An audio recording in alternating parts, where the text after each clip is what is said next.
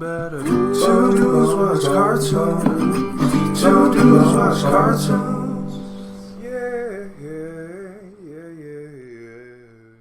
Welcome back to Two Dudes Watch Cartoons, the podcast where two dudes, that's us, watch cartoons. My name is Evan. And my name is Alex, and just wanted to take a moment to thank everyone for joining us again on another episode. If you haven't, please rate us on Apple Podcasts, give us a review, check us out on YouTube, Spotify, really anywhere you can find podcasts, but we appreciate you guys coming back every time.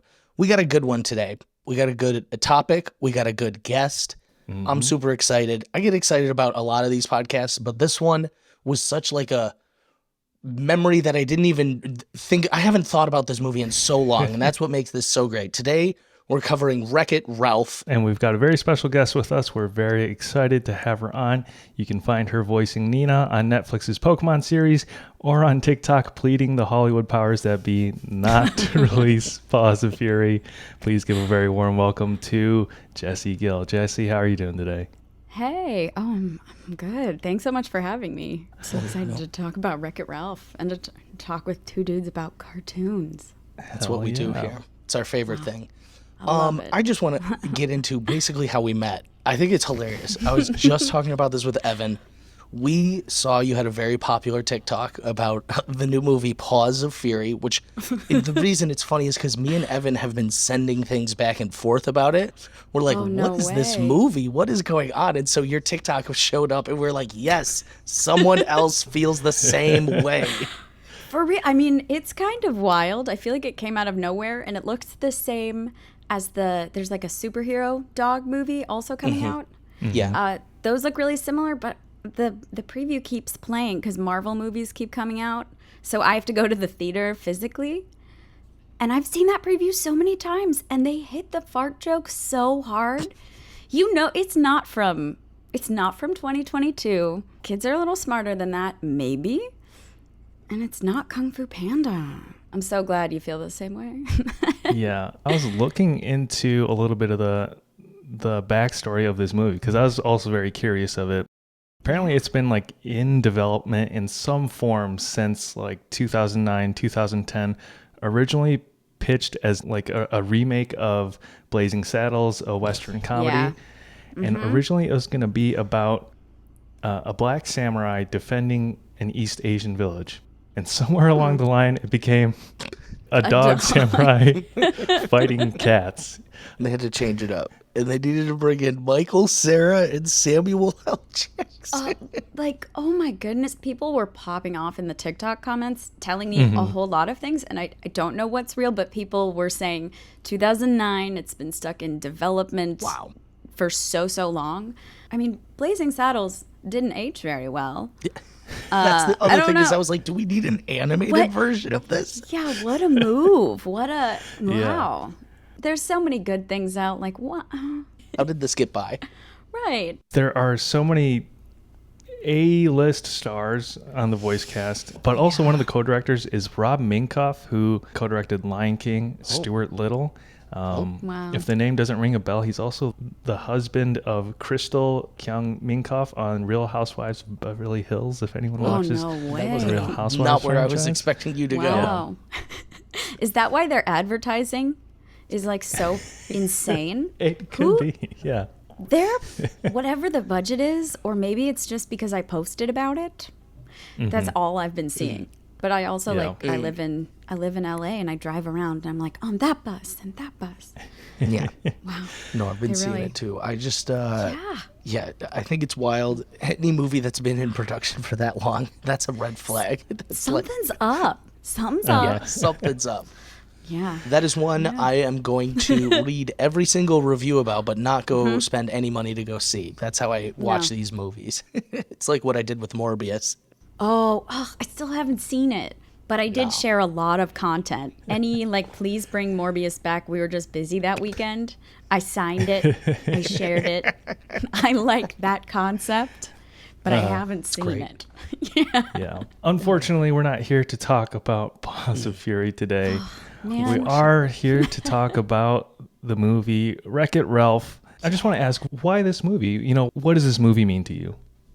I love Wreck-It Ralph. Wreck-It Ralph for me, I love the anti-hero situation that they have going on, and they really subverted a lot of the cute animation tropes, and it's 2012. It was almost Shrekian when we start with like a gross anti-hero. You were reading my notes.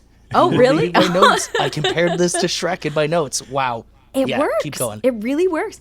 I'm not sure why. When it came out, I took it upon myself. I posted a ton. I was campaigning for Wreck-It Ralph. I was like, it's my job to tell the people, older people, maybe, because, I think I was in college. I was like, hey, guys, I know not everybody's into animation, but you have to be because I cried during this movie. Yeah. Everyone needs to do it. I was like, my New Year's resolution is to help people see Wreck-It Ralph. It's just great. Yeah. It's a beautiful movie. This was a movie I saw in college. And so for me, it was like, I don't remember what. Like, I really think, like, someone threw it on while we were, like, maybe not sober one night. And they were like, you gotta check out this movie. And I was like, Wreck-It Ralph, what? And I, like, loved it. I was like, oh, my God, what a great movie. And so good. This movie has a lot of really good things. But I am actually really glad I revisited it because I am at a point in my life where a lot of people on the internet recently have been calling me a bad guy. So this movie took on like a whole new meaning for me. No. So yeah, the internet can be mean, but to be fair, I was like on a reality TV show where I like brutally backstabbed a bunch of people and stuff. So but here's the thing, I watched it. Oh yeah. I hadn't seen other seasons of The Circle, but my boyfriend has, and he loves it. He was like, we have to watch it. I started. I was like, I'm not sure what's going on. Then we loved it. I play D&D. As soon as you were introduced, I was like, oh, he's gonna crush it. He's gonna kill them all. And then you guessed everything correctly. Like, you were so on it. Your gameplay was unreal. So hats off to you. No, Making me blush. I mean, no, it was so, like, when you reached out, it was so funny. Because I was like, oh my God, Matthew, you'll never believe it's our favorite Circle player. I love that. Thank you. That means a lot. Yeah. But because of all those antics in the Circle, a lot of people on the internet are like, yeah, you suck. You're the worst. But so I was like, just because I am the bad guy doesn't make me a bad guy. A bad guy. So really powerful message this time around. When he recites the bad guy's anonymous thing while diving into the beacon, I cry. Unbelievable. That moment reminded me of Iron Giant. Yeah. It really encapsulated a lot of great moments. Like you said, like, oh, it's like Shrek. It's like Iron Giant. You can point to these things and you're like, ooh, and there's just also a million actual video game references that you can point to. And they're so well done. They're not cheesy. Or like they are, but they're like good jokes. Like they're at Tappers having a root beer, drinking. He has to save Qbert. Yeah. Unbelievable. Qbert, great one. Great reference. Sonic is there. Then Pac-Man's great.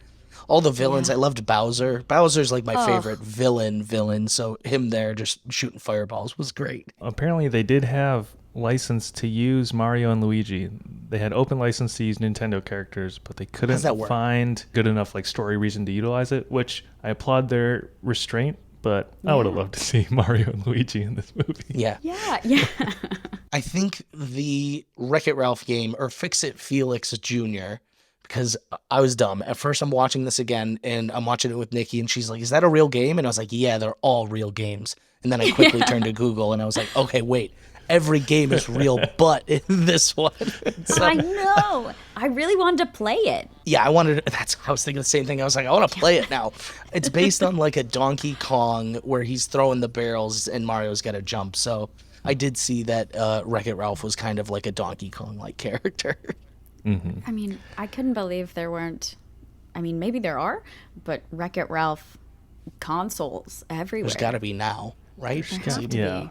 Because I know Sugar Rush you can play on the internet now, I think. That could be super wrong. I think that's correct. I think Disney was like, no, we'll make that one. Yeah. I would love to play Sugar Rush. I would hope they have it at like Disney World or something, or Fix It Felix. That's a missed opportunity. That would be so immersive. What an immersive experience that would be. It would be a great ride. Yeah. It would be a good ride. Yeah, and rewatching some of the twists really through me again. Which one really got you this time around? I think the King Candy experience. It was cool. They don't give it away. They really don't. And then they use turbo as a term rather than talking about like this villain and all of the lore with it, which is very impressive. That was a lot of like show don't tell, good storytelling. Yeah, really good. They kept saying it. They're like, he's going turbo? He's going turbo? Yeah. So like, and we know what that means without someone being like going turbo. Yeah. They do a little bit like a quick recap, but not like, man, bad guys turbo themselves. I was surprised by the fact that this movie is already 10 years old. In my mind, this came out 5 years ago, which is when the sequel came out. But man, did that make me feel old. Felt more recent. Well, we can get into it. Let's talk voice cast, because there's a really good voice cast here. So the main character, John C. Reilly, I'll be honest, it's weird seeing him without Will Ferrell, right? Every time he's not with Will Ferrell, I'm just like, where's Will? Right, like, is he okay? There's beef between the two nowadays. There is beef, unfortunately. No, you are not breaking this news to me live on air. What are you talking about? They have the band's beef. broken up. So there's the HBO Lakers series produced by Adam McKay, and that coach that role was Will's like lifelong dream. Producers, studio execs didn't go for it. They wanted someone who looked more like the real life coach. Adam McKay cast John C. Reilly, and so the three of them just kind of no longer talk. It's kind of sad. No way. You were absolutely... So this is recent, too. Okay, it makes sense why I didn't know it. I hope they can get over it. Like, I don't know. I People hope so, enjoyed too. that show. That's not exactly my cup of tea. I don't know if that's the one to ruin the friendship over. Not that That's there is what I like. one, but like pick if you're gonna like go for like Severance. I don't know. That was great. Yeah. Wait. Okay, wait. Just off of what I've just learned, I'm already taking sides. Sounds like Will's in the wrong. I don't know. Yeah. I mean, you can't be that sore over something. I don't know. Like, it wasn't John's fault he didn't get it. No. Right? It's not like I John's agree. like, hey, Will's not the guy for this. Unless, maybe that happened, and I don't know. But that's insane that Will would be like, I can't believe you'd take this part after I was refused it. You can't blame actors. Can't blame other actors. It's not up to them. Yeah, it wasn't like John was like, I'm casting myself in this role, even though it's your Right. dream. Yeah.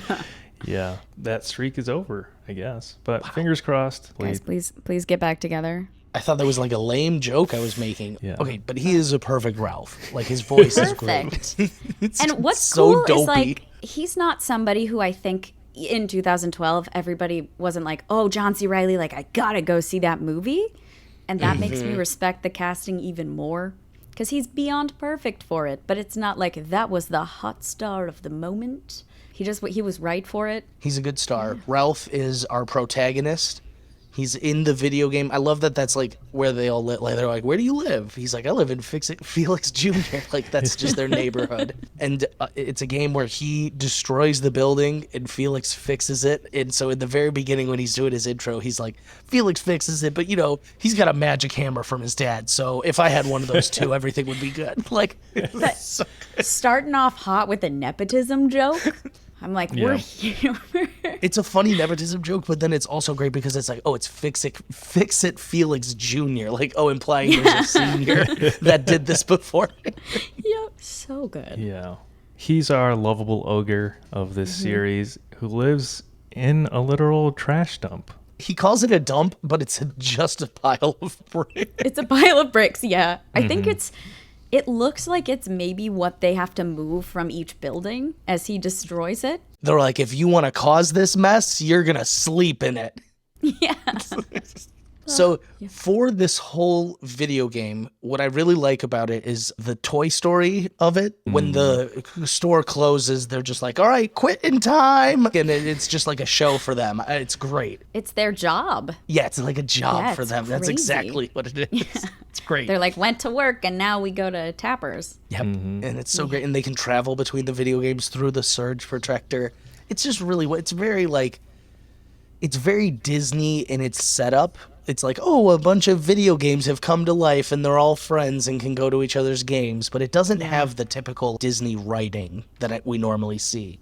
So I don't know. I really like a lot about this movie, just the setup and the feel of it all. Yeah, it's goofy and like almost raunchy in the amount that it loves the bad guys. It like has all these jokes, but they're not dirty and they're not. Yeah, it's not PG-13. Almost No, but it's raunchy. like, yeah, it's like sassy and kind of like the built-in nostalgia is really nice because it doesn't feel as like trapped in a video game as some more recent imaginings. This was my hot take. We're just gonna get to it.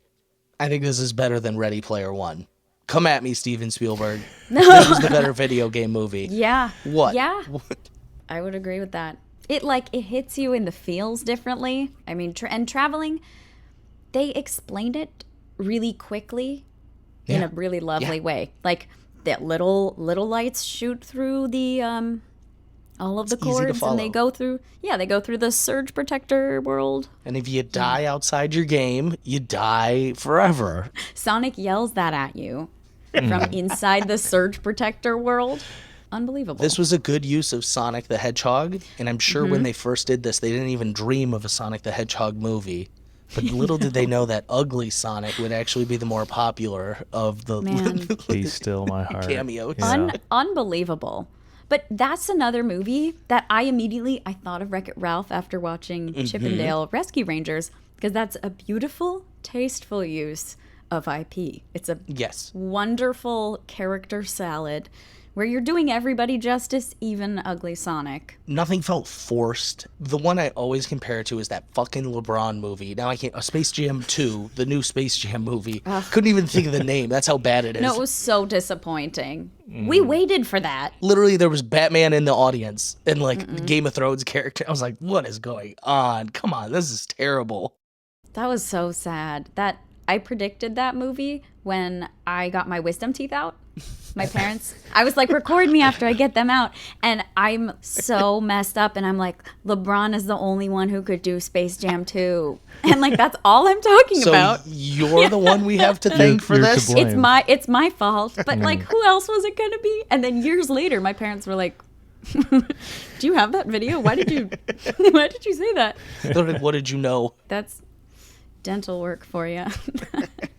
That's so funny. Yeah. But yeah, that's the worst example of just shoving intellectual property into a movie. This was a really well done, like we said, like Pac-Man was good, the ghosts were good. I love how they're doing the bad guys anonymous meeting, and then when they leave, they're just in Pac-Man's little area, and he like runs and grabs a cherry on his way out. It's so good. It's so good. Yeah, the world and how much it's fleshed out, it immediately reminds me of Toy Story. And in that way, I want to say feels more like a Pixar film, although it is not. It is a Disney film. So kudos to Disney for knocking this one out of the park. It did gross $471 million at the box office on a budget against $165 million. Won an Annie for Best Animated Feature. Lost the Oscar to Pixar's Brave. Okay. And that's gotta sting. I learned that earlier today, and I was so mad. I'm upset because Brave is a bit of a. Yeah, I would agree with that. It's not my favorite. I've not seen it. I'm shooting for me own hand. That's the only line I know. And there's bears. Okay, that's a travesty. This movie is so much more enjoyable than that movie. Granted, I know the Oscars is not always about enjoyability, but Yeah. It should be. Okay. Yeah, it should be. They need more fan votes. Okay, so we've only gotten through one character too. That's how great this movie is. Okay, and you know what? He is like the main character for a while. We don't even meet her originally, but our number 2 is, and ready for this, I thought her name was Penelope until I had the subtitles on this time. I was like, that's not her name. How did I go wrong all these years? Wait, they spell it out on the car? They didn't even I notice. think on the arcade machine itself. So distracted by the awe of it all. Yeah. It was too exciting. There's so much going on. Yeah. Letters. That's exactly what it is. Yeah, your brain doesn't want to hear Vanellope. It's just occurring to me that that's a vanilla pun. Yeah. And she lives in Sugar Rush. I didn't get it till this watch around too. All their names are like, so there's all these candy names, and then there's fucking Candlehead. Oh my god, so good. Like Candlehead. they're like, here's sweet treat and Vanellope, and here's Candlehead. Yeah. This time, I noticed Beard Papa is running the car, the like candy car bakery. Yeah. I was alarmed by that. I hadn't seen that before. But at the beginning of the movie, when they talk about the cake, I hadn't put together, like, he gets to try all these sweets and all of this cake at the end. He didn't even know what his favorite flavor was. Oh, I didn't think about that either. Yeah, all the little people on the cake when they're celebrating 30 years. One of the little people is talking about, oh, I made everybody their own flavor. And like Ralph's chocolate, and he's like, I don't think I like that. And then at the end, he's never like, had oh, I cake. love chocolate. It's so beautiful. That party scene, tragedy. That's like sad. on par with Up. Like, how are you going to have an anniversary party and not invite him? Yeah. He's right outside, guys. Like, come on. Ugh. It's so. And when he comes in, that building that he enters was built to be destroyed by him. Like, the system is against him. He That's enters. all he does. It was meant to shatter when he got there. And that's what happened. It was so sad. Yeah, shattered the stairs, and then he even is like, well, I'm going to try it. He's like, what if we put me up here on the cake? He ends up destroying the whole cake. Yeah, literally all he does at this party is destroy it. But I do think it's funny that this very, like, arbitrary argument where he's like, the bad guy can get a medal. And they're like, no, Yeah. that doesn't happen. He's like, well, guess what? I'm going to go ruin every video game trying to get a medal now. What? And so I did think that was like funny that was the argument that really started the whole hero's journey, if you will. So cool. Like, so cool because he goes and he gets it. I And know. it doesn't make him happy. And it doesn't work. Like, what a deep meaning. And he does get the medal pretty quickly. I do remember being like, wow, he's already got this medal. Movie over. Right. Like, congratulations. Ralph I was wrecked like, it. wow, is he going to be accepted now? Like Naruto, he just becomes the Hokage? It drives him to a support group. And their little bad guy, but not a bad guy chant. I've got it here. Yeah. I'm bad, and that's good. I'll never be good, and that's not bad. There's no one I'd rather be than me. That's Wow. so sweet. That is. It's like real so cutesy when they read it the first time in Bad and Not, and then when he says it at the end, doing his little superhero He punch. means it. Yeah, Wow. it's good. It's an emotional scene, and that's like good storytelling because we hadn't really thought about his little bad guy credo from the begin till the. It's good wrapping of the whole thing. What a beautiful moment of him punching through a bunch of bugs into chocolate. It's just great that the final moment it needed wrecking, and that was It needed wrecking. man, he wrecked everything. So we'll go on the journey of the medal though. So first off, fix it, Felix Jr. Man, that's a mouthful. Oh my God. All right, Felix Jr. He is voiced by his first name's Jack. I only Jack know him as McBrayer? Kenneth. Jack Yes. McBrayer, Kenneth Only know him Page. as Kenneth Page from NBC 30 Rock. 30 Rock. One of the best So shows great. ever made. He's one of the best characters on it.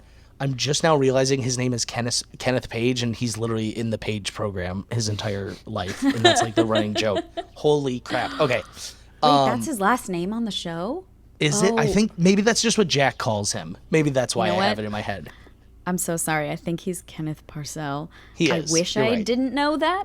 Nope, that's his Thank name you- though. thank you for Evan's gonna calling have him to on save it. me. Yeah, No, no. I'm really we sorry. oftentimes on this podcast we spout things and we're like, yeah, Yeah. and then we Google and it's not true. So Does- that's another yeah. one. No, his name is Kenneth Parcell. You're so right. But I think they call him Kenneth the Page. That's what time. it is. They call him Kenneth the Page. He's So so awesome. he is, and his voice is like instantly always recognizable to me from now on. So I loved hearing him in this, and it's just like such a good role for him. I don't know how to describe it. It's just Perfect. him. And the way he like curses is so it's similar to the Kenneth the Page stuff, but it works in a way that's not cheesy. It's just like Yeah. that's his vocabulary. Everybody in each of their individual games has their own vocab. When he's like flustered at Ralph and he goes, I don't have to do boo. That's so adorable. And then we get Jane Lynch in there. Oh, So the first game he goes to is, I don't even know what to compare this to, but maybe like a Halo type game, but it's in an arcade and it's just constant guns and destruction. It's literally, and so we get there and Jane Lynch is the sergeant, the one in charge, the one barking orders, the no nonsense, I'm too old for this shit captain. She was great in this role. I love Jane Lynch. So good. Man, she's awesome. I saw her on Broadway recently. Funny Girl. She was awesome. Oh, Yeah. you saw one of her last performances of Funny Girl then. I must have. Yeah. No, I saw a late Beanie and Jane Lynch experience. I had a great time. That's going to You be gotta rare. save that ticket. I know. Yeah. Yeah, everybody was great. I had a really good time. They were so fun and funny. But That's awesome. Jane Lynch always delivers. She taps, but she delivers in this movie. And it kind of looks like her, which is so funny. I Yeah. don't know why, but it just looks like an animated version of her. And it's the only character. Well, I guess Sarah Silverman's character kind of looks like a little animated version of herself. Not as Yeah, much as Jane yeah. Lynch's character, Yes. though. Yeah. Yeah. Wow. Yeah. And I mean, Ralph doesn't not look like John C. Reilly. Okay. No, He's got some that's a things. He's stretch. got some You're things just- going on. He doesn't not No, know, but then he's Jack square. McBrayer does look like Felix Jr. I think we may be onto something here. I'll give that to you. All right. Really good cast. That's the first game he goes to because he hears he can win a fucking medal. And like I said, it's just so nonsensical, but it's so serious for him. He's like, well, I gotta go get a medal. So he goes to this game. It's brutal AF. And I really like how they handle the first person shooter of it. How it's like a robot Oh my with the goodness. screen going around. And it's like, I remember those games where they take you on the video game ride. Yes, and there's a little girl in real life playing it, and then she goes to the next game, and we kind of follow her through the games. So we kind of see her seeing the jumps a little bit, Yeah. which was that was fun. We kind of see the real world zoom out while they're like making an absolute mess. In the real world, they're like, something's wrong with it. I don't know. And everyone in the world is like, we're going to die. We're all going to be homeless. Be Cubert. Yeah, we're all going to be Cubert. Yeah. So it is great because Felix is gone because his game is now broken. It's just not working. Also, if I was that guy who ran the arcade, I'd be like, the fuck? A character's just gone? What does that mean? I'd be like, Yeah. whoa.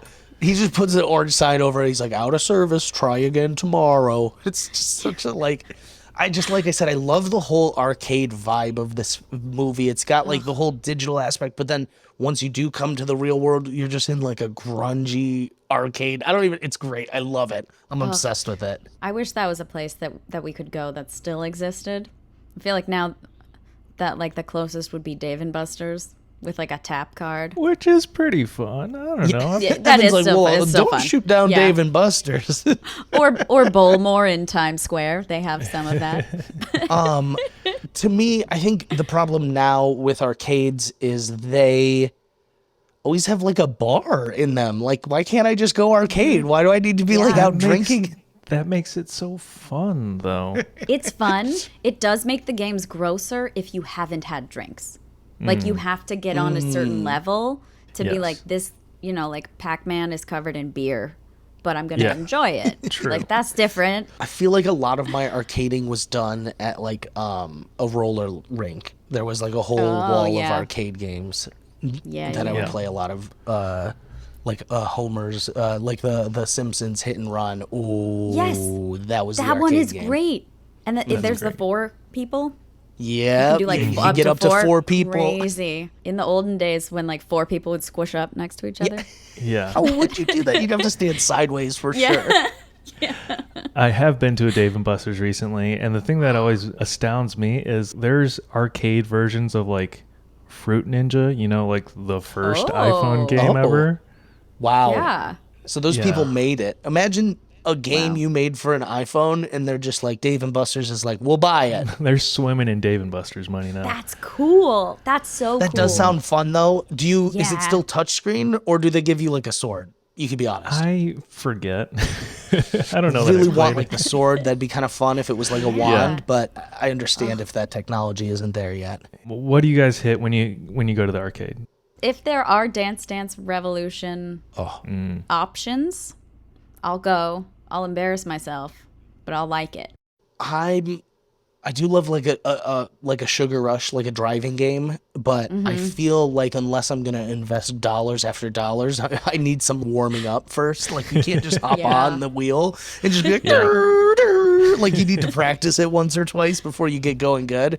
So that one's always a little rough. I'll be honest, not really a video game, but I love me some skee ball, kind of in the same vibe. Skee ball is yeah. great. Yeah, skee Always ball's a fun. classic. Yeah. And then I love, I don't play much of these either because they're super lame, but the ones where you put the coins in and then it just has more coins that fall off, and you have to Yeah. try to angle your coin properly to get as many to fall off. Oh yeah. Never do well at Those are those, but great. I just love them. Like, it's raining. It's raining pennies. Yeah, I'm it's rich. raining pennies. Yes. I'm partial to driving games. If I can find Oh, it, yeah. there's this like 18-wheeler driving game where you just drive a big I can truck. picture it. It's fun. I don't know. That sounds great. Or like the Crazy Taxi game. Oh, I know the yeah. taxi one you're talking about. Don't hate on Dave and Buster's, guys. It's like a Oh really no, good time. no, it is it is a cool place. Yeah. Dave and Buster are both cool. I love a good game where it's like a 3D experience where you're like sitting in it like the and the shell? seat will kind of move you around and you have a gun and you have to be like, show, and you're like, whoa. Maybe it's a little scary. Maybe it's just scary Okay. to me. The like Jurassic Park ones, and you got to get Yes. the raptors. Those are fun. Those are cool. Those are good. Oh, and Pac-Man. I could play on some Pac-Man all day. I didn't say it because I assumed someone else would, but I do love Pac-Man. Pac-Man is fun. It's fun. It's so stressful to me. It like That's gives me part of the problem is anxiety. it I can't. feels like it should be so much easier than it really and is. it's not easy. Not They easy don't at want all. they don't want you to get past at least like if you can get to the second level, if you get like 3 of the first map and you get to the second one, then you're dead. Then it's Yeah, over. there's no way. Yeah. No, I know exactly. It feels like a much easier, like, I just avoid the ghosts. That's not hard. Right? You're like, No, there's technique to that. Oh, there's the ghost in the Bad Guys Anonymous, and when he gets scared and he goes from like orange to like the blue. It's so It's smart. such a great touch. It's so good.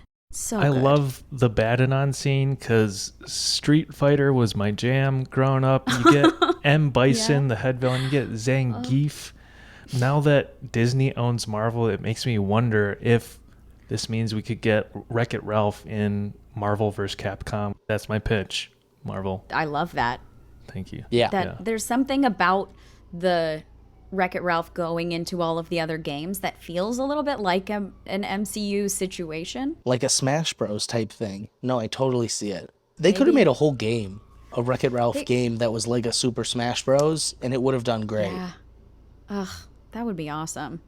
I'd still Yeah. play it. They should still do it.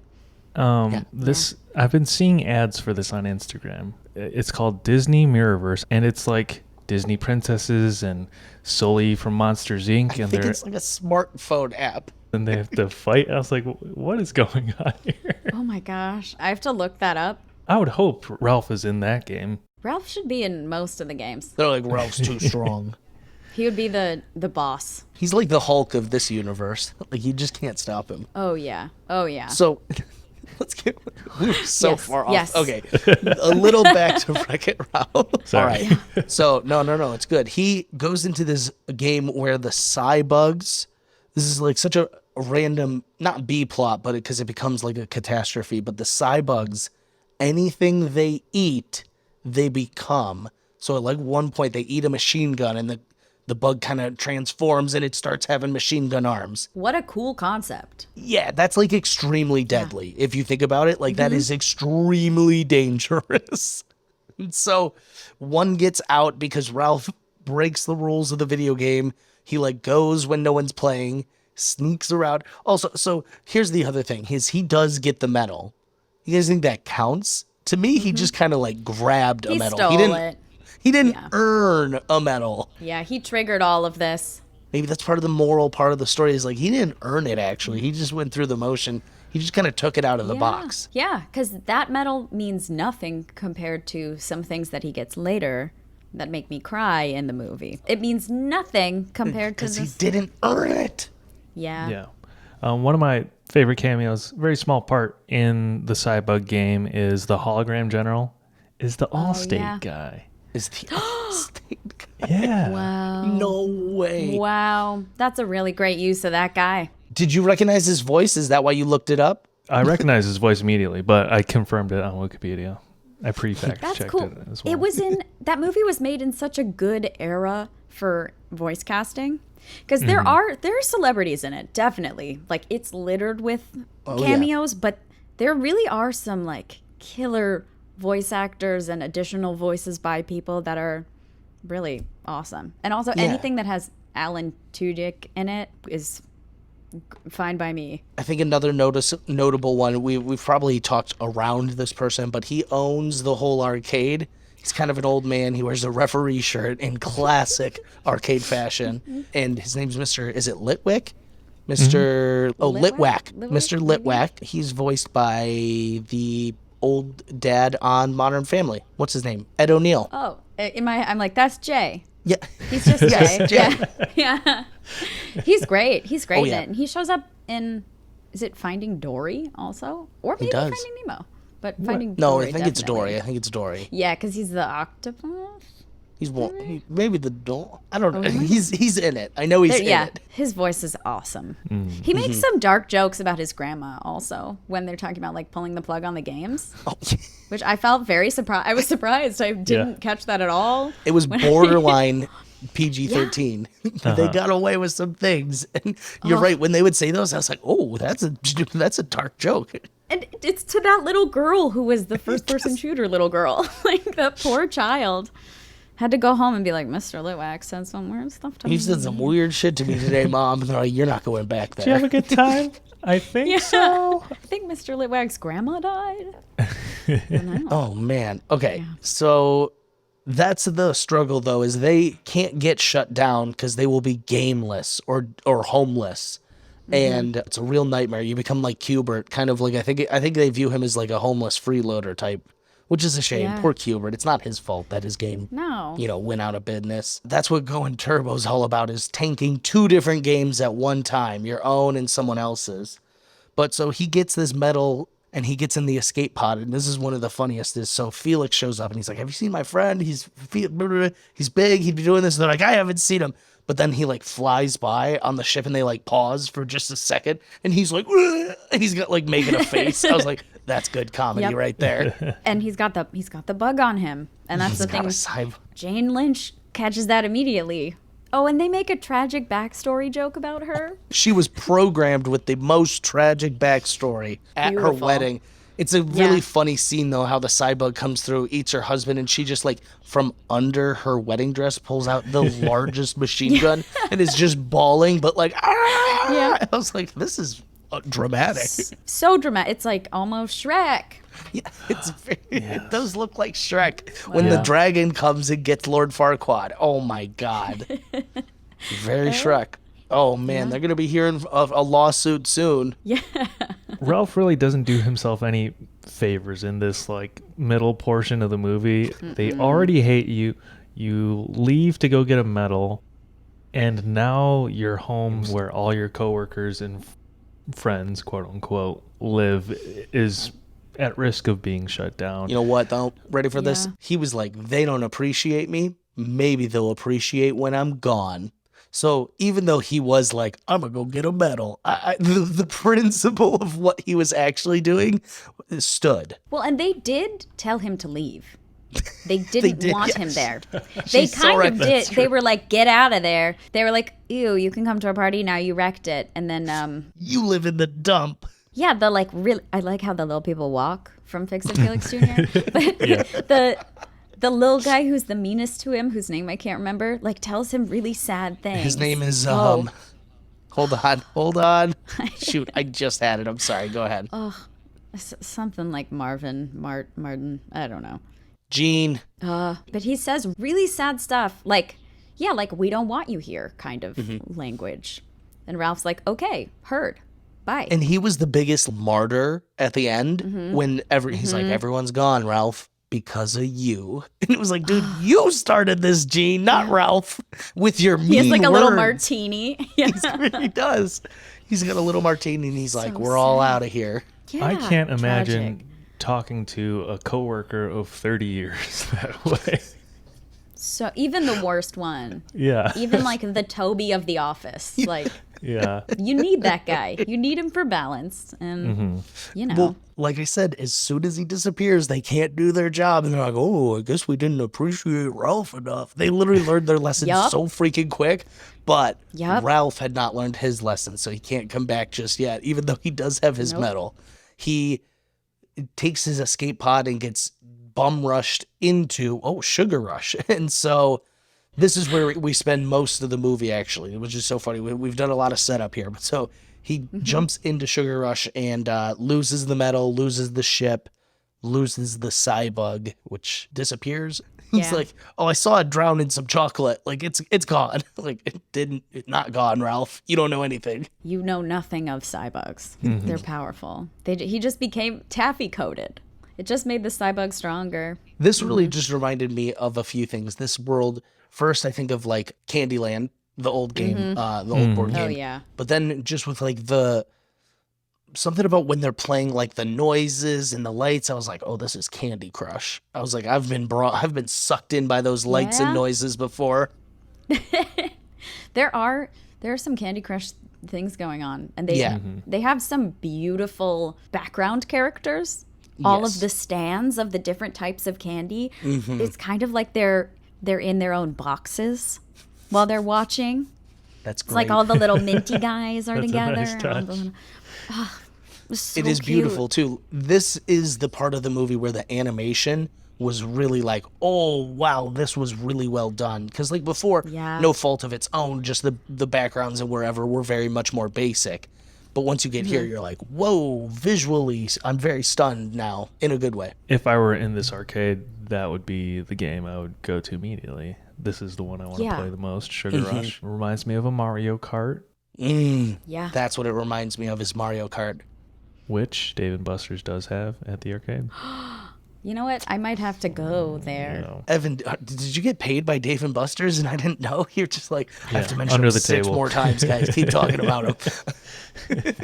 So, wait, that's actually crazy. I'm sorry. I got to go back to that. They have like real video games at Dave and Buster's that they've turned into arcade games. Do they have others? They have iPhone apps. They got Nintendo games. So there's a game like the Cybug game, but it was Halo. It was like you sit with 4 of your friends on a bench and you go through That's all big. the levels and shoot.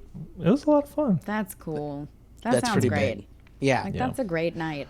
Gonna have to check out Dave and Buster's. I think you sold me on it. Yeah. Okay. It's a great day. Yeah. So yeah, Sugar Rush is great. It's very bright. It's all candy themed. Everything's candy oriented. And Ralph has lost his medal and he's got to find it. And along the way, this is where he meets Vanellope, his soon to be BFF. But right now, they are furthest from that, which is great. Who doesn't Yes. love a good enemies into best friends trope? Oh my god. And she's goofy and hilarious and pushing his buttons like right off the bat. Right out of the gate. Double stripe jokes. Yeah. Like when he Voice- falls from the tree. Yeah. I was like, Ralph, I was like, now I'm paying attention for the double striped ones. Please Yes. stop standing Yes. on them. Voiced by the wonderful Sarah Silverman. I don't know if we've mentioned that. She's great. Her voice is awesome too. And the character's so cute. That's the one that I really stuck on to. And she's got all this candy in her hair. She's like a scrappy little goof. And she's a glitch. She was like, Yes. who wouldn't like me? And Ralph was like, yeah, look at you with all that candy and mess in your hair. I was just like, that's so funny that he called it out. Yeah, but the important part is, yeah, she's a glitch. She like glitches out in the game, which do you think that would hurt? Like if you're just in a video game, like she doesn't ever go like, ah. It looks painful. It looks like the code is eating her. Yeah. Just a little. But it makes her kind of like the sci-fi bonus character. And then what the girl who bullies her, Taffeta, calls her a glitch, and she says, "I've just got pixlexia." Pixlexia. Yeah, she says, "I'm not a glitch. I've got pixlexia." That was so sad. She's like, I'm not a glitch. She kept it was so Yeah. sad to see these girls bully her. So she steals Ralph's coin. Brilliant maneuver by Vanellope, and is like, this is gonna get me in the race. Those stupid idiots won't know the difference between a gold coin and a gold medal. And she's right. That's what I loved. I was like, what a scheme. What a scheme. She got in the race, name on the board and everything. Brilliant. Great little animation scene where everyone puts their little coin on the thing and it shoots it up and then it dissolves into code. And Ralph is fucking pissed. He's like, "Where's my medal?" He's like, "Where's my medal?" And he comes and he's all candy. This is the point where he's covered in taffy and like all the extra candies all over him.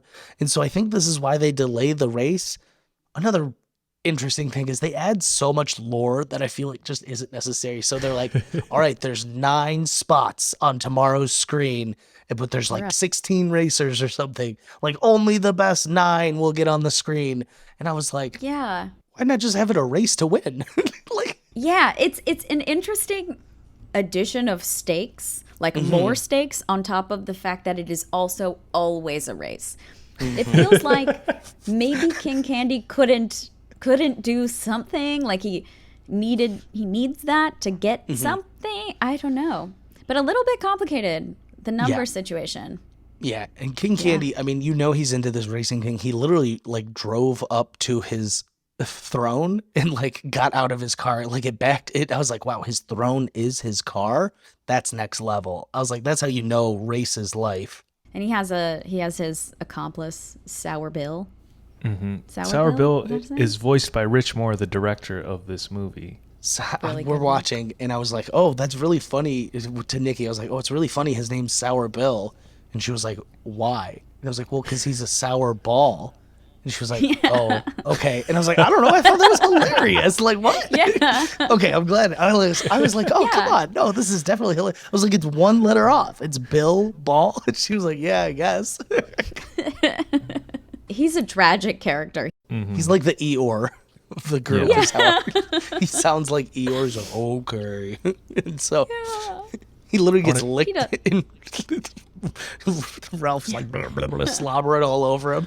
They hit it early. They're like, Ralph's breath is bad. And everyone makes a joke about it. And then Sour Bill gets put in his mouth. There's one thing I Immediately. love, and I call it like the community thing, where they just will mention something over a long period of time where it's no longer just a joke, it's just like a fact of that character. And that's a Yes. great example of it, is they subtly will be like, oh, Ralph, your breath like stinks. They do it several times to the climax of him getting stuck in his mouth, and I'm almost like, oh, I know his breath stinks. Yeah. It ups the punishment. Yep. Quick shout out, a couple of small cameo roles here. Taffeta, that you mentioned earlier, Jesse, is voiced by Mindy Kaling. No way. Yeah. Office reference. King Yeah. Candy has 2, there's 2 donut policemen, which it just occurred to me that they're cops and they are but it's voiced by Adam Carolla and Horatio Sands. And then Markowski, the cybug soldier that Ralph meets in Tappers, is voiced by Joe Latrulio from Brooklyn Nine-Nine. Oh, he's funny. He shows up everywhere. He does, I feel like Joe Latrulio and Alan Tudyk everywhere. This is a very 2012 cast, though, right? Like this is the peak of all. I mean, maybe not the peak. That's dismissive, but they were all doing very well at this time. So With Joe, I always think of his part in Superbad, where he like runs into them, like literally backs his car into him, and he's like, "You guys know a guy named Jimmy? He looks just like his brother." And he's like, he doesn't want them to call the cops on him like desperately. He's great. So Okay, good. those are some good little throwbacks. So one thing you brought up is it is hilarious that the cops are donuts. Do you guys think donuts are candy? Listen, no. no, They're yeah. just a sweet. They're a Yeah. sweet thing. Yeah. Okay, it's it's a sugar sweet roll. rush. But- It has sugar, yeah. Oh, sugar. Okay. Well, I guess it's not candy. You know what? You convinced me. But I saw those and I was like, Yeah. those are not. I was like, I have never once called donut candy. No, and I don't think that there's anything else that I saw that I was concerned that it might not be candy. That's what threw me off. And Yeah. his name's King Candy. There's Yeah. a real Adventure Time Princess Bubblegum thing going on here. So, anything can be anything. So, yeah, I did think it was funny. I noticed. I was like, oh, of course the cops are donuts. That's like classic. So, no one wants Vanellope in this race. They are all like at the fucking tens, being like, Yeah. Vanellope does not belong in this race. Right out of the gate. And I was so like, whoa, just sad. let her race. Like, chill. Yeah, where King Candy is perpetuating horrible rumors about Vanellope. He convinced me. It feels like she would kill the entire game. his logic makes sense. I was like, oh my God. Oh no. Yeah. I was like, this is a real catch-22. His totally. logic is because Vanellope glitches out when she's riding too, her car and all, the player's gonna think the game's broken. Mr. Litwack is gonna put the orange sign on it and unplug them, and they will all be out of a home. But because Vanellope is a virus, she cannot leave the game, thus she will die inside the game. Which, when he described it to me like that, I was like, oh no. I was like, this is terrible. Yeah. Like, she should have a different job. Yeah. Like, she should do something that's not racing but live there. Yes. Yeah. The arcade's very elitist, I've noticed. Yeah. Yes. There's a whole Oh, class terrible. system. Yeah. Oh my God. And she lives in a dump too. Oh, I didn't even put that together. She lives in an unfinished level. It's a dump. And she's like, this is my stuff. Her energy's really infectious, though. And so along the way, they do become BFFs. They weren't at first. He was mad, but then he saw her getting bullied by Mindy Kaling and all the others in Candlehead. And so he was really upset by it, and it was touching, and he scared him off. And when they just started kicking the shit out of her homemade car, I was like, this is terrible. So that was heartbreaking, but then it leads to probably a much more heartbreaking scene. So they become BFFs, they train, they made a car together, and Ralph is like, you're going to win that fucking thing because us dump sleepers are going to stick together, and it's really great. But then after King Candy tells him that theory, Ralph is so conflicted. He's like, I can't have my new friend die. So what does he do? He wrecks it. He wrecks the new made car, and this is the tear-jerking moment of the whole thing. And I was like, this is so hard to watch. I was like, Ralph needs to do it, but she doesn't understand why, and she's like, I hate you, or something like that. Runs away. Yeah. And then, so right before that moment, I think, she gives him this cookie. Yeah. Yep. This cookie that's a medal, like a cookie on like a sour rope kind of thing. Unbelievable.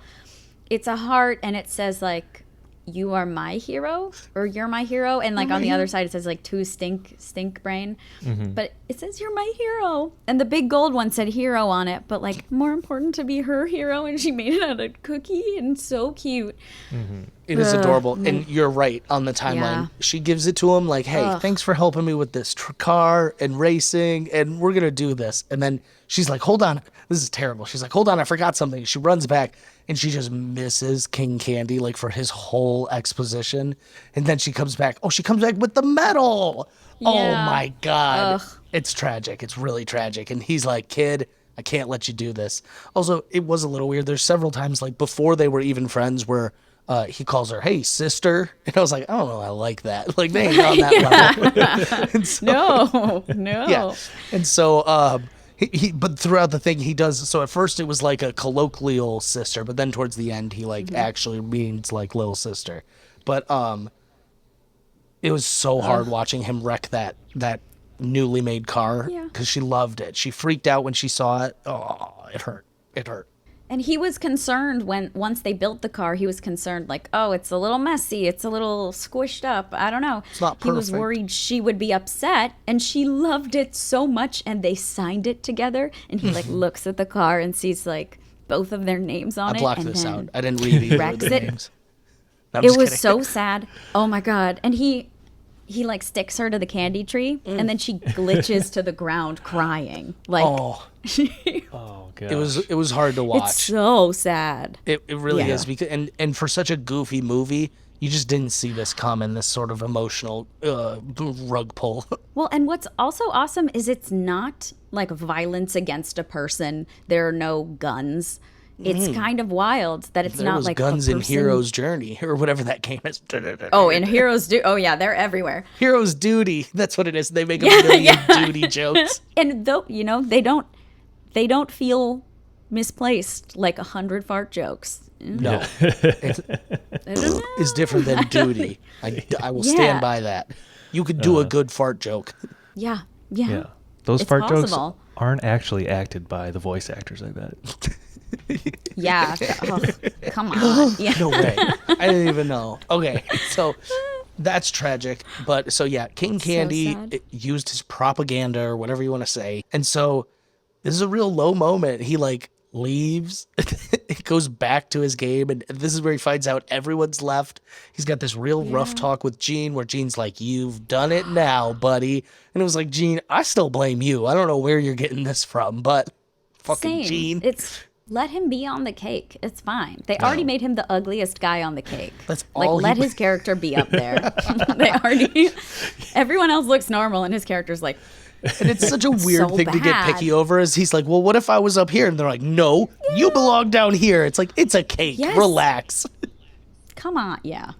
Yeah. So this is one of my favorite moments in the whole thing because, like I said, I hadn't seen this in so long. So the twists really got me. Like, I believed King Candy. So he takes the stupid medal and he chucks it at the screen, and it just hits it, and it knocks down the orange piece of paper just a little. And I was like, that was weird. Why'd that happen? And it gave him just enough view outside his game, right to view Sugar Crush, where what does he see? But Vanellope's face on the side. I was like so shocked when this happened. I don't know Hot why, twist, because I've yeah. seen the movie. No, it feels alarming because you're like, what else could happen started, now? like, cheering. He's at rock bottom. I was like, she's not a glitch. I was like, she's part of the Yeah. game. She's part of the game. Yes, It was great. You know what it is? King Candy gaslit us. he really did. Dude, Yeah. he got us all. Not only did he get got us all Ralph, he good. got us too. And it's like very well played. It was good It's gaslighting. spooky well It was played. good. He's Yeah. done it once or twice. Well, and then that's super gaslighting because in like the code, he just locked up everyone's memories. What a D-bag move. So brilliant though. It like makes total that you know what? It was like a visual explanation of just like here's a little chest and it's locked and you understand everything. Yeah. Yeah. You're like, oh, they don't remember because their memory's in a box. And it was great. So at one point he swims out there and he gets a new coin or the new medal to try to get Ralph out of there. And as he's swimming back, you do see Vanellope's little thing like off to the side kind of glitching, and you're just like, oh, poor little glitch. But no, Yeah. it's there on fucking purpose. That was Yeah. this fucking King Candy. Not only is he a gaslighter, he's a real cock. Excuse my language. And he didn't but he didn't just add himself to the game as a racer. He wanted to be the king. He wanted to be the dog. leader, and he had to take out the top. Head honcho. Yeah. Couldn't just add himself. Like Vanellope just wanted to race. This guy was like, "Oh, I'm gonna be king." Like, Yeah.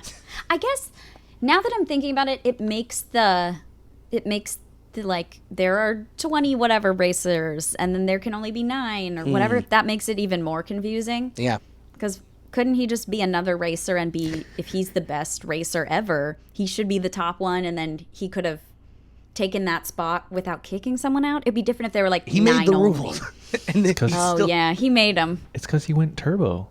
He doesn't- Yeah. He's not bound by the law of man or Yeah. candy. Yeah. he went turbo. Were you guys expecting him at all to like Yeah. unveil a mask and be like, "It's been Q-Bert the whole time"? That would have been, honestly, what a good twist that could have been.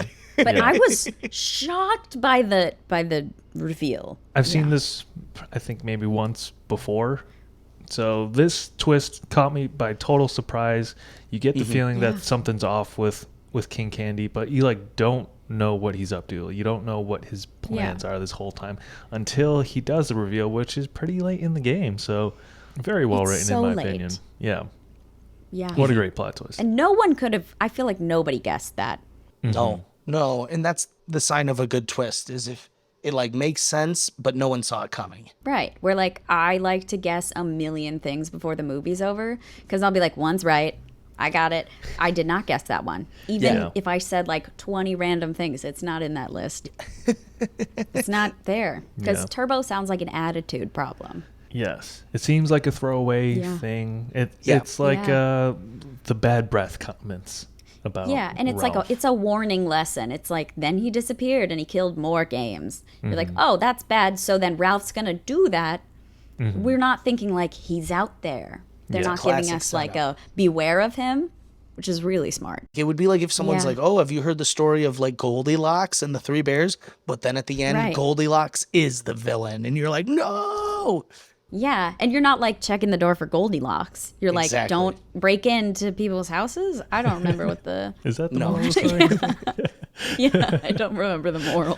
No, it's a really good twist. It's really well done, and it just is like the movie is not fast paced. Like, well, it is a little fast paced. There's a lot that happens, either like plot or twist wise. So while we're in this one location of Sugar Rush for probably the second half of the movie, there's just a lot that happens, and it's really well done, really well written, and I never felt like anything really dragged. It just felt really a good pace, in my opinion, even at the end here. Yeah, as there are we're no getting all these lulls. reveals and stuff. So after the twist, Jane Lynch and Fix-It Felix Jr. make their way into Candy Rush or Sugar Rush Sugar Rush. to hunt down the Cybugs. How'd you guys feel about the romance between the two characters? I was fine with it. I thought it was cute. I thought, especially for like a 2012, for them to be like a strong woman and a little tiny guy. Like, I think for that time, that was cool. Yeah. I know we're not talking Wreck-It Ralph 2, which is also not named Wreck-It Ralph 2. It's called Ralph Breaks the Internet. Terrible I brain. know, but But so I only got Yeah. halfway through Wreck-It Ralph 2. So I saw the beginning where they're like married and they adopt, quote unquote, like 15 kids. And the best part of Felix's character is when he goes to the bar for the first time and has a root beer for the first time with Ralph, because he's just like stressed about being a parent. So that's a little side note of their relationship. But I thought it was funny. I thought it was good when he was like, wow, you're a swell gal. Or like, he's like, whatever he says, Says it gives her the dynamite gal. flashbacks. You're a dynamite gal. That's what it is. Yeah. You're a like- dynamite gal. and then she's like, oh no, the PTSD. Cybugs. Yes. Yeah. Yeah, so sad. No, I thought it was Really good. I thought tragic. the wrap up was good. They all kind of, it's like a video game utopia there. Everyone's happy. Yeah. And there's no turboing. No. Which should we discuss the? I guess it's that final race. Is really Yes, what it there's the Yeah. final when race. it all goes down. Mm-hmm. So we find out that there are like 9 gajillion Cybug eggs under the ground, which I felt like I forgot about the Cybugs at that point. That's what I'm saying, is it became like a B story. You don't think about it at all. And like it's gonna destroy the whole candy world, which like kind of cool. There's such different games, but bugs eat candy. Bugs are drawn to sugar. Yep. It all, It's all code. yeah. The candy bugs looked really, really freaking cool. Hard shell, delicious guys. Becoming even candier. So Vanellope enters the race. She's pretty much on her way to winning, and then the Cybugs break out, and they threaten to blow or consume the whole world. My heart breaks a little bit inside when all the characters are trying to leave. They're trying to evacuate the game because they don't want to get eaten by the Cybugs, and poor Vanellope can't go through. She's trapped in the game. Fucking King Candy. She's not a glitch. She should be able to go. Yeah. Yeah. And we learn, I think before that, we learn if she passes the finish line, then the game will reset. That's and then what it she'll is. be a permanent person. Yep. And so everyone is trying to stop her, or King Candy wants to stop her. So they destroy the finish line. It's unreal because, like, she's so cute. She's so cute. Just because she's adorable, they should give her whatever. Ralph, though, to let the race finish, creates his own beacon where he goes to. So where Vanellope lives, there's like lava that's a Diet Cola. And of course, there's stalagmites that are Mentos. Just another classic Brilliant. 2012 reference, if you ask me. Diet Coke Brilliant. and Mentos. Yeah. We were all really into that for some reason. Yeah. It's such a good driveway activity. Just make a mess. Imagine the first person to stumble upon that in their mouth was like, oh, what? That has to be how we figured it out. Somebody had 100%. to like drink it. With 100%. it. Yeah. Someone had a Mentos in their mouth and they took a sip of Diet Coke and were like, what? Yeah. And then their friend was like, "What's wrong with you?" And they're like, "No, They're like, you "No, try wait, it." watch. Like Yeah. it's everyone. Yeah. And then Mythbusters did it. And like, is this real? Yeah. And so he gets like a crap ton of Mentos, though. Cuts it off in the Diet Cola, creates his own beacon that eventually gets all the Cybugs. Really clever for a big dum-dum like himself. Yeah. He needed to wreck it. And then Fix It Felix comes and fixes the finish line. So everyone's skills, like when you work together as a team, Yep. everyone's skills come in handy. It's so sweet. It's a really good lesson. I think the better one that I kind of discovered as we were talking, though, is like he didn't earn that first medal. And the one he really earned is the one from Vanellope, the homemade "You're my hero" one, versus the one that just says "Hero's Duty." It's like, it's a really good lesson. It really stood out, this recapping it with you. So I think that is just like, that to me is the moral of the story. Like, the one he earned is the more heartfelt one. What a sweet moment. And then it's revealed that during that final race, that King Candy the whole time was Turbo himself. Dun, dun, dun. Wild. It's really good because you, like the Cybugs, you kind of forget about Turbo. You don't think about it at all. It's so good. Yeah, and he's like trying to bash in Vanellope's car. Mm-hmm. He becomes a bug version of himself. Yeah. Terrifying. And then, what's also crazy is he's messing with the code and he's stealing all of the powers from the Candy Crush universe. Mm-hmm. He's like adding them all to himself. He adds the Cybug to himself, and it's what kills him. Yeah. Yeah. Greed. Too much King Candy. He gets drawn to the beacon. Which is what Turbo's all about, was his ultimate downfall. He needed Bad-Anon. He was bad, and it was not good. Unfortunately for him. He needed bad guy on. Yeah. He No, needed you're right. Ralph to sponsor him, you know? Yeah. It's actually They could have quite worked together. tragic. It really They really is. could have worked together. It wraps up beautifully. They reset the world. She regains her memories, her princess costume. She doesn't want to be the princess. Yeah. I like Yeah. that for Yeah. her. Yeah. But she does lose the Yeah. candy out of her hair, which I was like, I didn't liked notice that. Yeah. Took a shower. And she says she's the president, I think. She's Oh yeah. she wants a Make it a- democracy. like, I'm not she doesn't want Constitutional democracy. That was great. I totally forgot about that. Yeah, she's like, this isn't a monarchy. I think we've covered a lot here. Something I want to do, which we can discuss, is I have a few letterbox reviews. And so this is something new we're going to do. We're going to read just a few of these and we can discuss them. I found a bunch of them earlier. So this one is by Simon Ramshaw. If you're listening, doubt you are, but if you are, shout out you. Doomsday and Armageddon just had a baby, and it is ugly. Sergeant Calhoun. Call of Duty meets Starship Troopers meets Toy Story meets Mario Kart meets Metal Gear Solid meets Cloudy with a Chance of Meatballs meets Halo meets Sonic meets Super Mario Galaxy meets Aliens meets Pac-Man. Hell, this movie had everything. Thought that was a great one. 4 stars out of Yeah. Wrong. Is that out of 5? No, it's out of 4, I think. Okay, my 4 God. stars. Oh, wait, yeah. You mentioned Letterboxd. Yeah. And I have to let you know that my top 4 on Letterboxd are Royal Tenenbaums, Annie Hall, movie. Dogtooth, and Wreck-It Ralph. Oh, And I wow. haven't looked at this in so long. That's great. I love that. That's a bit of like an asshole display, but then I like try to even out the having Dogtooth there by putting Wreck-It Ralph. You're like, okay, Like, yeah, now I'm down to earth. Yeah. that's so funny. Yeah. Why don't we go around and review the review? Simon, I give you Yeah. 5 out of 5 stars on that review. Really stunning. It's a great review. I mean, he mentions all of these heroes combined, and it really, everybody kind of gets their own hero's journey arc in Yes. this. Yeah. Everyone learns a Kinda lesson. wild. I think Simon also, I'm going to give a 5 out of 5. I led with his for a reason. I thought it was really strong. Now I got one that does a little more goofy. This one, 4 stars out of 5. Haven't seen the sequel yet, but I hope Jean dies a painful death. Aggressive. All right. Oh, Yeah. that makes, that's a lot. That's a Yeah. lot. It's a lot. It's This a lot one's to accuse. I like this one. 4.5 stars out of 5. So this is our highest one. I remember my mom shutting this off once the devil character showed up during the villains meeting, and my whole family had to beg her to please put it back on. That's so funny to me. The mom's like, no, none of this. Everyone's like, not please. No Satine. Yeah. All right. This one, oh man, only 3.5 stars. It says, Ralph is 9 foot tall. Water emoji, tongue emoji, eyes bulging emoji. Take that as you will. Is it thirsting Wow. for Ralph? I think Yeah.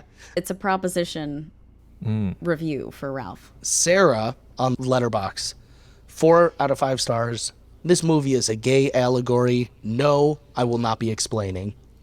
Good review. I appreciate that. Listen, yes, yeah. Evan's all- really Yeah. thinking now.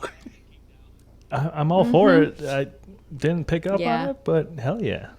I think Vanellope is like a bi queen, Could be and that. I don't Yeah. know why. It could be there and we just didn't see it at all. All right, this is another good one. Yeah. I'm assuming it's low because it'll explain in the review, but it's 3.5 stars. Oh, Personally believe that Jeff Goldblum deserved a role in this film. Not sure where he would have been, but I'm sure they could have made it happen. This is crazy. Today was my first day on Letterboxd, and let me tell you, I will be going back. welcome. These reviews are wild, some of them. People are so wild on Letterboxd. It's funny. I go on and off of it. Some of my reviews are really thoughtful, and then some of mine are like bonk, kissing booth 2. Like, that's not helpful for anyone. Depends on what you get. Oh yeah. Here's a question for you guys. Dad bod Ralph or Short King Felix? I have my answer. I don't want to Yeah, influence. it's Ralph. It's Oh. Ralph. Yeah, Oh, okay. that was not my answer. I cannot deal with the stinky breath. I'm going to go with Felix. Oh, Okay. We got it several times. Okay. 9 feet tall, though. I think I'd go Yeah. with Ralph. it's the overalls for me. Yeah. It's the So, in closing, Wreck-It Ralph is a gay allegory. I will not be explained. King Candy's the far right. I Yeah. think I don't we know. cracked it. We cracked it. Yes. All right, before we move on to our next thing, let's do kind of just our closing thoughts, Wreck-It Ralph as a whole. Evan, why don't you start us off? Yeah, this movie is so much fun. I remember really enjoying it when I first saw it. The world is so expansive. It reminds me of a Chip and Dale that we watched recently. Of Toy Story is like that was the biggest reference point in my mind. I just love the idea of this imagined world of like bringing life to characters or things or personifying things that you wouldn't necessarily think of normally. So I really enjoyed that. Haven't thought of this movie in years, probably since 2012. And I'm really glad, Jesse, that you suggested it because I'm absolutely certain I enjoyed this more than I would have making myself go see Paws of Fury. So thank you for bringing this up. Evan was committed to the bet. He was like, should Yeah. we just go see it? And I said, no. I would have done. I discussed it with my boyfriend. I was like, "Do I say this? Because then we have to go." And he was like, "If I'm part of it, no." I'm like, "Ooh." Okay. I shot it down fast. That Yeah. wasn't happening. I go, no. I go, we could talk maybe 5 minutes about it. I go, you want to do a whole Yeah. podcast? Yeah. It's like I'll cancel myself by accident talking if I spend too much time talking Yeah. about it. Like I'll.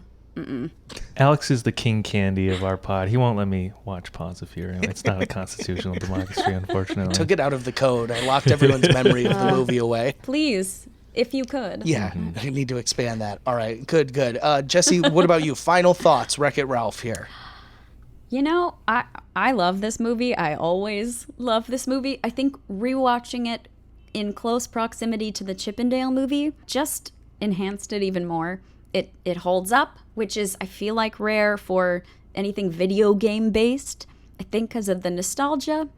And it's beautiful. And the lessons, like, it doesn't really feel trapped in 2012. It feels like it's going to continue working. Yeah. And I still, like, the movie ended and I wanted to play all the games. Well And said. so that's very impressive. Like, really cool. How about you? So for me, my closing thoughts, I gave my hot take earlier. This is better than Ready Player One. Like, as far as video game media goes, this is really well done. We compared it to Chippendales. I really get a big Toy Story feel. And like Toy Story was revolutionary when it came out. And so to take the idea of the secret world of video games and really execute it the way they did, it was really well done. We got a vast world built in a short amount of time. It made me very excited for the sequel, which I unfortunately napped through the second half of, which happens. No fault of the movie, but the beginning did intrigue me. I think I heard Bill Hader right before I fell asleep, and I love Bill Hader. So the world that they built made me want more, even though I didn't sit through the whole sequel. So I think that this, upon rewatch, was quite a joy. Like Evan said, I remember watching it and loving it at the time. Had maybe seen it one other time since then. Not sure when I ever would have revisited it. So one of the great things about this podcast is when we do get a guest come on and is like, oh, I have to watch this movie. And I'm really glad you picked this one because it was really such a joy. And if you haven't watched it in a while, this is your sign to go watch it. Since you sat through this whole thing, you go watch it. Yeah. But yeah, so I think that's all we have for Wreck-It Ralph. Evan, do we want to end up with some general news? Oh, wait, before we get to news, Jesse, I'm a big Pokemon fan. Yes. You Oh, yeah. Great. I can't believe we didn't even talk about this. You were literally you're also like voice acting in general. How long have you been doing voice acting for? I'm so sorry. We should have done this at the top. Oh my gosh. No. I also like skip. Yeah. So I went to school in New York. I went to NYU and I always wanted to do animation. I love voices and I grew up doing a bunch of weird voices and that was like a thing for me, but I didn't realize it could be a full job. And sophomore year of college, I had a voiceover class and I had a really cool professor and I asked him if he could think of any good internship opportunities for me. So I went to work at Sound Lounge, which is like a post house, and they do a lot of ADR, which like additional dialogue recording. And I learned what that was, and I made a reel while I was interning because I learned how to use the equipment. And I sent it out to a bunch of agents. And I said, hello, this is my reel. And I ended up with a voiceover agent. And I recorded everything from my closet. I made a soundproof closet. Wow. Yeah. So I was early to the record from home game. Which I was going to say is now popular for COVID. Yes. And Pokemon happened because the casting director for Pokemon came to do a master class at school junior year, and I met her. She was so cool, and I didn't like talk much in the class, but we each got to do a moment of ADR, a moment of dubbing for Pokemon because it's all dubbed. And for whatever reason, I made an impression, and she called me months later and was like, hey, come in, audition. And I freaked out. I went, I auditioned. I didn't hear anything for 2 months, and I was like, oh, I guess I blew it. And she called me and was like, we start tomorrow. After just 2 months of nothing. And I went in, I didn't know what my character was. I had no idea what was going on. They do not tell you much. You sign so many NDAs. I didn't tell anyone I was on it for several years. Like 2 people knew and my parents knew because I was like, I don't know, like, can they read my text? Like, am I canceled? But so I've been doing it since like 2016. That's so cool. Thanks. I love it. It's really great. Well, I'm a big Pokemon fan, so when Evan pointed it out, I went and looked, and I gotta like. Are you a Pokemon fan? Do you have a favorite Pokemon? Yes, I really like Alolan Raichu. That was gonna be my question. I was like, do you like Alolan Raichu versus just regular Raichu? Because that's obviously your character's cooler. Pokemon. That I have him right here. I have one that's right amazing. here. Because Wow. Yeah, thanks. But it's so fun. Everybody is so nice and so cool. So just know that like everyone is as kind. Love that. As you'd want them to be. Sarah Netacheni, who's Ash, could not be cooler. She rocks. Yeah, everybody's really nice. Just what a legacy to be a part of. Like that is unfreaking believable. I used to sing the Jigglypuff song as a kid to my family and be like, go to bed.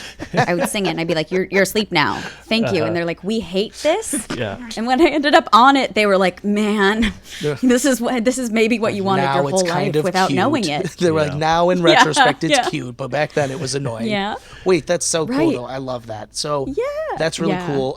What other, so that was the main one I know. What other sort of voice acting jobs have you done? I've done a bunch of iPhone games, actually. I don't know if Fruit you Ninja played is weird? Heyday. No.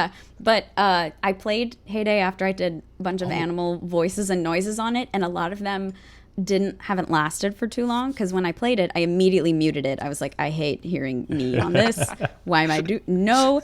But the game's pretty fun. But I've done a lot of audiobooks and commercials. I'm a podcast guy. I love audiobooks. Yeah. So good. And I do like mostly young adult audiobooks. So when you do them, you do all of the characters. and it's super fun. That's cool. It's got to be a lot of work, though. It's crazy, and it's like you're in a studio and a bunch of people are there reading along with you, and then you get stopped and you realize, like, when you get nervous, I forget how to read. Yeah. So I was like, I messed up. Like, I don't know. I don't know any of these words anymore. I don't know where we went. Yeah, I've never seen words. What is this? And a lot of fun commercial things recently, since celebrities have been more in the animation universe. Yeah. But I think we'll come around. We'll come around. Well, that's great. I can't tell you how happy I am that you love Alohan Raichu. That makes my heart so happy. I was like, oh, just like her character. I love Raichu. So when he got the new form and he's riding his tail as a surfboard, I was just like, that's very amazing. sick. Love Raichu. We're going to read just a couple bits of news and we'll wrap up here. We won't keep you too much longer. Evan, what do you, any big news on the horizon? This one's a little odd. It's not cartoon related, but Jordan Peele's Nope is out. Daniel Kaluuya is in that film, so he's doing the rounds with the press. But recently, he did confirm in an interview that he will be producing a live-action Barney movie, and said it will be darker than the TV show. Oh, I don't know what that entails, but I'm like the big purple dinosaur Barney. The big purple dinosaur Barney is coming back to big screens, apparently. Well, wait a minute. Wasn't Barney always live action though? So You have a good point. that's really odd, and I'll be honest, not where I thought that was going at all. It's gonna be mocapped by Andy Serkis. Okay, I don't even have much comments on that. That's interesting news. I can't wait to see it. It's wild. All right, I have actual animation news related to Jessie's shirt. So Craig McCracken is rebooting two popular Cartoon Network TV shows, The Powerpuff Girls and Foster's Home for Imaginary Friends, which just amazing. So Those exciting. are two huge cartoons from back in my childhood. And they're getting reboots. What? I don't even know what that means. And from like really cool. a guy from that era who knows probably what he's doing. Really exciting news when I saw that. I think those are going to be great, and I'm glad that they're especially hitting Powerpuff Girls after the attempted live action. Did that ever air? No, did it air? No, and I don't think so. Maybe not yet. They shot it twice though. They started shooting and they restarted, and we still haven't seen it. Mm-mm. I was in the first round of casting, ended up not making it all the way. That would have been that would have been dope. That's why we haven't seen it yet. Yeah, that's why. I know. It's because, you know what? It's because it wasn't me. They were missing a little sugar, spice, and everything nice. And Chemical X. I know. The script was funny. Was it? I don't know what happened.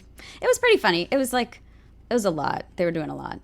They were trying to hit a lot of issues that maybe it wasn't too many at one time. Wasn't it going to be on the CW or something? And we know the CW's track record is impeccable. So they forgot to have like vampires or something, so it wasn't going to work. I'll never forgive them for Flash. They were doing so well.